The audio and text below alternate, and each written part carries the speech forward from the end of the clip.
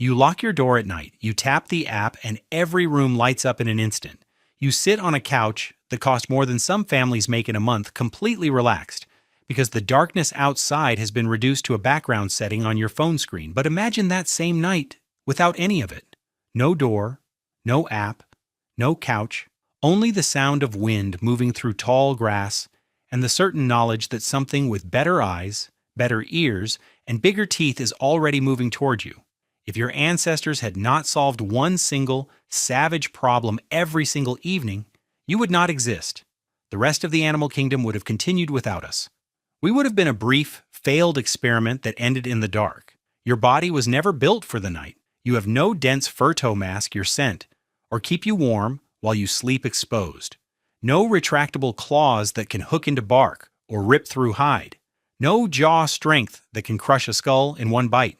Your fastest sprint lasts less than a minute before your lungs burn and your legs slow. And when the light dies, your color vision and depth perception collapse into a gray fog, while the real rulers of the night see every twitch of muscle. Anthropologist Robin Dunbar laid this out clearly in his 2014 analysis of how conversations around campfires came to be. Our primate lineage carried the same fatal flaw, poor nighttime vision, that left us especially vulnerable to the nocturnal killers who owned the darkness. Every sunset, the battlefield was reset in their favor. The night itself became a weapon designed to erase you. That was the biological starting point. Weak, slow, nearly blind after dusk, and completely exposed. Then everything changed with one technology. Not wildfire that burns and moves on. A small controlled fire that the same group of humans built, fed, and guarded from the moment the sun touched the horizon until it rose again. They kept it alive every night, in every season, in every new landscape they entered. When Mickey Bendor and Rand Barkai ran the full energy calculations in their 2025 study published in Frontiers in Nutrition, they reached a conclusion that overturned decades of assumption.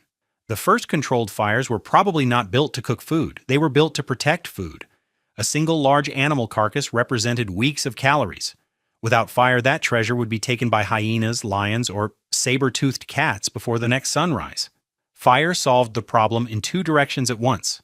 It created a barrier no predator wanted to cross, and it let humans preserve the meat through smoking and drying so the group did not have to risk another hunt the very next day. The effect on the body was immediate and massive.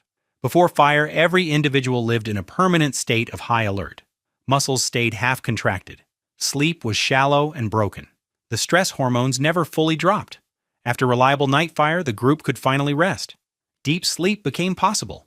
Wounds healed faster. Children grew stronger. The saved energy did not stay in the muscles. It became available for something new.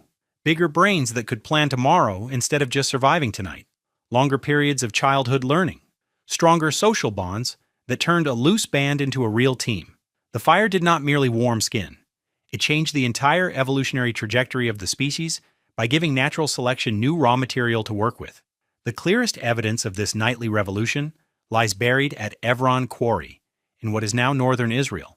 When the research team analyzed the sediments in 2022, they did not find scattered charcoal from passing wildfires. They found repeated, deliberate fire use stretching back 800,000 to 1 million years. The microscopic record showed the same spots being burned again and again. The pattern of ash, burned flint tools, and heated sediments could only have been created by hominins who carried embers from one day into the next, who built and maintained hearths in the same places night after night. This was not occasional luck. This was a systematic technology. In a world full of short-faced bears, giant hyenas, and big cats that could take down prey twice their size, these small groups had learned how to draw a line of light and heat that the predators would not cross. They had turned the most dangerous hours of the day into the safest. The cost of that safety was paid in fear that never completely left the body. Someone always had to remain awake. The person on watch sat with their back to the fire so their eyes could adjust to the dark beyond the circle.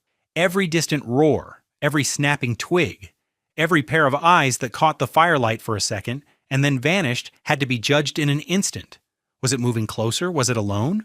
Mothers kept the smallest children between their bodies and the flames. The tension lived in the shoulders and in the way conversations dropped to whispers after midnight. Yet the same circle that held the fear also created the only safe space where something unprecedented could happen. People could speak without watching the shadows. They could remember the dead and quietly teach the young why certain sounds meant danger and why certain actions kept the group alive. When Polly Wiesner spent years recording the nights of the Yu/Hwanzi Bushmen in southern Africa, she witnessed the exact pattern that must have played out for hundreds of thousands of years before writing or cities existed. In the deepest hours, adults would wake, add wood to the fire, specifically to push the predators back, and then settle into long stories about real people, past hunts, and distant kin. The fire did more than protect bodies, it protected minds. It gave the group the only hours when they could safely do the one thing no other animal on Earth could manage: turn individual experience into shared knowledge that outlasted any single lifetime. That same ancient operating system is still running inside your skull today.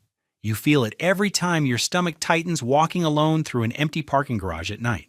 You feel it when your brain will not let you sleep until you have walked the house one more time checking windows. You feel it in the strange comfort that arrives when you sit around a real fire with other people and someone starts telling stories. None of this is modern anxiety. It is the 800,000-year-old survival software still scanning for eyes in the dark. The fire, whether it comes from wood or from a screen, still tells the oldest part of your brain that the circle is defended. McDonald's 2017 examination of fire and human geographic expansion showed exactly how powerful this technology was. Small-brained hominins with simple stone tools used it to move into colder, more dangerous territories they could never have survived without the ability to create safe night space.